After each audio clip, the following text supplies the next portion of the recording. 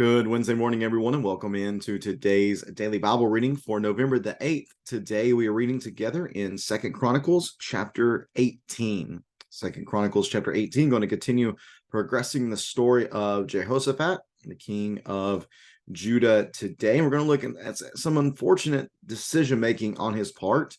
So far in what we've seen from Jehoshaphat, he's done a lot of really good things. And in fact, it's led to tremendous blessing from Yahweh toward him and his kingdom. But unfortunately, here in chapter 18, we're going to see him make a mistake and actually repeat a mistake, it seems, from his great-grandfather. Should have looked at this. Let's see. So Rehoboam, then Abijah, and also, so his great-grandfather, I believe, great-grandfather Rehoboam made a similar mistake that we'll notice here within this chapter. So let me so you already have the text on the screen. Let's begin reading here in Second Chronicles chapter 18, verse number 1. Second Chronicles 18, verse number 1. Now Jehoshaphat had riches and honor in abundance, and he made an alliance with Ahab through marriage. Then after some years, he went down to visit Ahab in Samaria. Ahab slaughtered many sheep, goats, and cattle for him and for the people who were with him, and he persuaded him to attack Ramoth Gilead. For Israel's king Ahab asked Judah's king Jehoshaphat, "Will you go to battle, or will you go with me to Ramoth Gilead?" He replied to him, I believe this Jehoshaphat replying to Ahab, "I am as you are, my people as your people. We will be with you in battle." But Jehoshaphat said to the king of Israel, "First, please ask what Yahweh's will is." So the king of Israel gathered the prophets, 400 men, and asked them, "Should we go to Ramoth Gilead for war, or should I refrain?" They replied, "March up, and God will hand it over to the king." But Jehoshaphat asked, "Isn't there a prophet of Yahweh here anymore? Let's ask him." The king of Israel said to Jehoshaphat, "There is still one man who can inquire of Yahweh, but I hate him because he never prophesies anything good about me, but only disaster. His name is Micaiah, son of Imlah." "The king shouldn't say that," Jehoshaphat replied. So the king of Israel, this Ahab, called an officer and said, "Hurry and get Micaiah, son of Imlah." Now the king of Israel and King Jehoshaphat of Judah, clothed in royal attire, were each sitting on his own throne. They were sitting on the threshing floor at the entrance to Samaria's gate, and all the prophets were prophesying in front of them. Then Zedekiah, son of Chenaanah, made iron horns and said, "This is what Yahweh says: you will gore the Arameans with these until they are finished off." And all the prophets were prophesying the same, saying, "March up to Ramoth Gilead and succeed, for Yahweh will hand it over to the king." The messenger who went to call Micaiah instructed him, "Look, the words of the prophets are unanimously favorable for the king. So let your words be like theirs and speak favorably." But Micaiah said, "As Yahweh lives, I will say whatever my God says." So he went to the king, and the king asked him, "Micaiah, should we go to Ramoth Gilead for war, or should I refrain?" Micaiah said, "March up and succeed, for they will be handed over to you." But Micaiah said to him, "How many times must I make you swear not to tell me anything but the truth in the name of Yahweh?" So Micaiah said, "I saw all Israel scattered on the hills, like sheep without a shepherd. And Yahweh said, they have no master. Let each return home in peace." So the king of Israel said to Jehoshaphat, "Didn't I tell you he never prophesies anything good about me, but only disaster?" Then Micaiah said, "Therefore, hear the word of Yahweh. I saw Yahweh sitting on his throne, and the whole heavenly army was standing at his right hand and at his left hand. And Yahweh said, who will entice King Ahab of Israel to march up and fall at Ramoth Gilead?" So one was saying this, and another was saying that. Then a spirit came forward and stood before Yahweh and said, "I will entice him." And Yahweh asked him, "How?" So he said, "I will go and become a lying spirit in the mouth of all his prophets."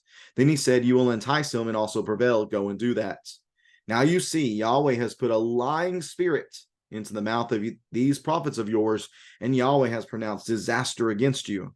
Then Zedekiah, son of Chenaanah, came up and hit Micaiah on the cheek and demanded, which way did the Spirit from Yahweh leave me to speak to you?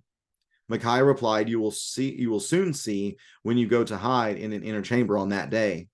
Then the king of Israel ordered, take Micaiah, return him to Ammon, the governor of the city, and to Joash, the king's son, and say, this is what the king says, put this guy in prison and feed him only a little bread and water until I come back safely.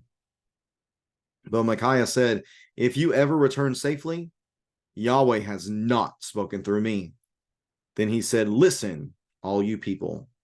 Then the king of Israel and Judah's king Jehoshaphat went up to Ramoth Gilead. But the king of Israel said to Jehoshaphat, I will disguise myself and go into battle, but you wear your royal attire. So the king of Israel disguised himself and went into battle. Now the king of Aram had ordered his chariot commanders, do not fight with anyone at all, except the king of Israel. When the chariot commanders saw Jehoshaphat, they shouted, he must be the king of Israel. So they turned to attack him. But Jehoshaphat cried out, and Yahweh helped him. God drew them away. God drew them away from him. And when the chariot commanders saw that he was not the king of Israel, they turned back from pursuing him. But a man drew his bow without taking special aim and struck the king of Israel through the joints of his armor. So he said to the charioteer, turn around and take me out of the battle, for I am badly wounded. The battle raged throughout the day, and the king of Israel propped himself up in his chariot, facing the Arameans until evening. Then he died at sunset. And that is the reading of 2 Chronicles chapter 18. Again, it's really unfortunate what we see here in chapter 18, considering how much good Jehoshaphat had done. And yet, this seems to be a repeat of, again, as I mentioned earlier, the mistake of his great-grandfather, Rehoboam, in chapter 12. In verse number 1, it talks about when Rehoboam had established his sovereignty and royal power, he abandoned the law of Yahweh. Here we see Jehoshaphat having riches and honor in abundance, and he goes and makes a poor decision, just like Rehoboam had done. Rehoboam abandoned Yahweh.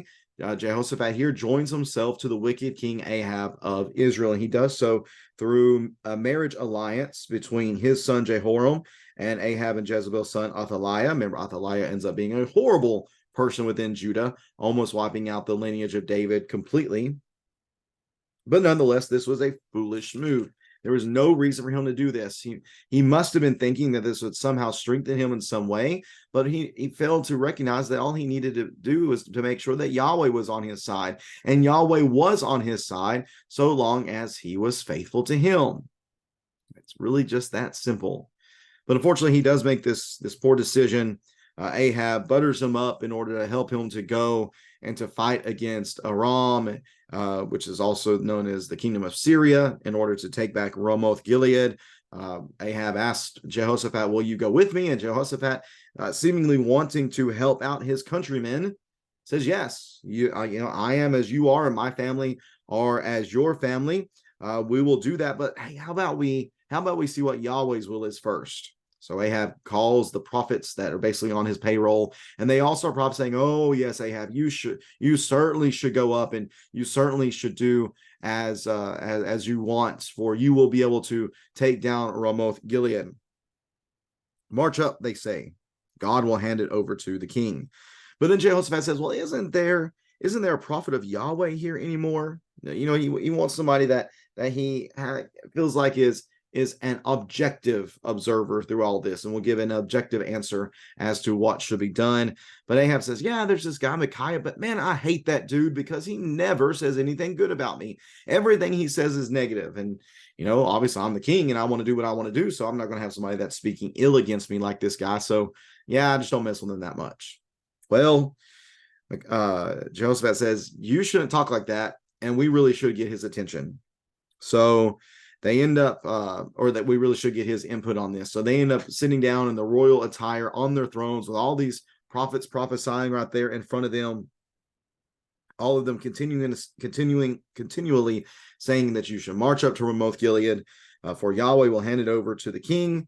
And then Micaiah, the messenger goes to Micaiah. He says, hey, all the prophets are saying this positive thing. You need you need to make sure that you're saying the same thing, that you're toting the party line here, and that you're keeping all the good vibes going.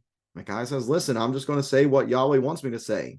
So whenever he arrives at Ahab, and Ahab says, what are you going to say, Micaiah?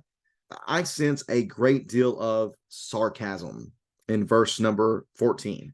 I really think that's what's going on there. This is Micaiah saying, oh, yes, please march up and succeed, for they will be handed over to you. Just sarcasm dripping. So much so that I think Ahab recognizes that. And he looks at Jehoshaphat and he says, see, I told you. He never says anything good about me. Or actually, excuse me, he says first to Micaiah, I've always told you, you got to say what Yahweh says. So then Micaiah says what Yahweh says, that he sees all Israel scattered on the hills. They're like sheep without a shepherd. They have no master. Let each one return in peace. Basically, he is foretelling here the death of Ahab in this battle. So then Ahab turns to Jehoshaphat and says, see, I told you, this guy never says anything good. He only talks about disaster. So then Micaiah speaks up again, and he gives some details from the supernatural realm, from the place where God is, to kind of give some background as to why these prophets are saying what they're saying. That Yahweh seems to be looking for a way in order to end Ahab. Again, much more detail is given about just all the evil of Ahab, all the evil done by Ahab and Jezebel in the text of First Kings. So Yahweh is looking for, he's looking for a way to dispatch Ahab, and he's asking his heavenly hosts that are there, again, his divine council, his spiritual army, all those who are part of his spiritual family there, and they're going back and forth of what they can do. And one spirit stands up and he says, well, I'll entice him. And he says, well, how will you entice him? He says, well, I'll go and I'll be a lying spirit through the prophets that he has on the payroll, and I'll entice him to go up to Ramoth Gilead, and there he'll die. So Yahweh says, fine, go ahead and do that. So Yahweh here is allowing this spirit to go and to deceive Ahab through the prophets so that he can judge Ahab. Again, this might sound very strange to us, but that's exactly what the text is telling us is taking place here. And Micaiah has that spiritual insight to let them know this is what has taken place. Well, of course, Ahab is not going to like this. So Ahab says that you need to take Micaiah, throw him in the deep, dark cellar, and don't give him very much food to eat or drink until I come back. And then Micaiah speaks like a true prophet. And he says, listen, if you do ever come back, then Yahweh has not spoken through me. I will have proved myself to be a false prophet, which is the Deuteronomy 18 test of a prophet. Prophet prophesies something and it doesn't come to pass. That person is not a true prophet. Yahweh did not speak through him. So they end up going up into battle, and Jehoshaphat should have known whenever Ahab comes up with this ploy of, I'm going to wear regular clothes and you continue wear your royal clothes, so they'll definitely know that you're a king. Once he heard that whole bit, he should turn tail and gone. He should have left. But he continues on in the battle, and of course, what you thought would happen happens. That the king of Aram and the commanders say, hey, we're going to go after the king. So look for the person that looks like the king. Let's go after him. They see Jehoshaphat, they start going after him, and Jehoshaphat starts crying out to Yahweh, and Yahweh helps him. Here's the thing, though. Jehoshaphat should have never been in this position to begin with. He should have never entered into this alliance. He most certainly should have not kept on once he heard from the prophet's lips that this was going to turn out poorly.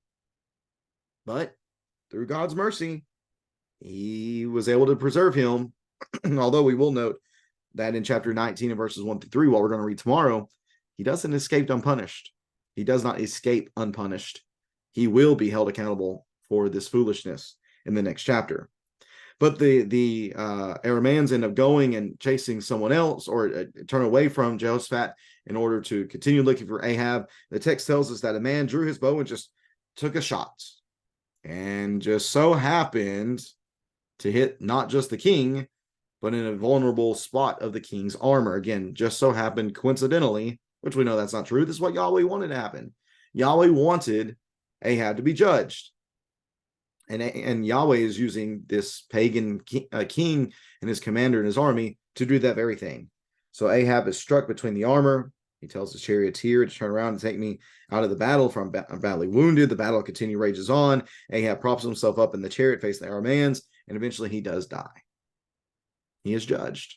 So God's plan that he used through not just his prophet, but also the spirit who is a deceiving spirit to these other prophets, it does come true. And I think that's one of the main points that this chapter shows us, is that Yahweh's word is true, that Yahweh's word is true, that Yahweh's word is authoritative. And that certainly was an important message that the people post-exile needed to hear, because they needed to know who to rely upon.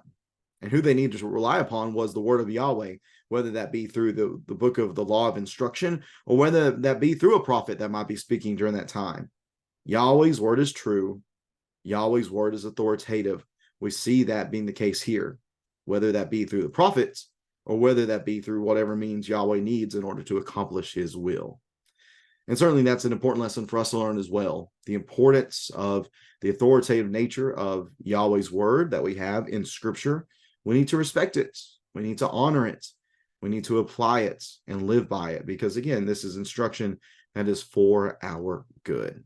If you have any questions or comments about this text here in 1 Chronicles chapter 18, please feel free to leave that in the comment section below. And I'm very much looking forward to being with everybody tonight for our song, scripture, and supplication service. It's always one of the most encouraging nights of the month, and I'm looking forward to seeing everybody there. Have a great rest of your Wednesday. Until then, take care and God bless.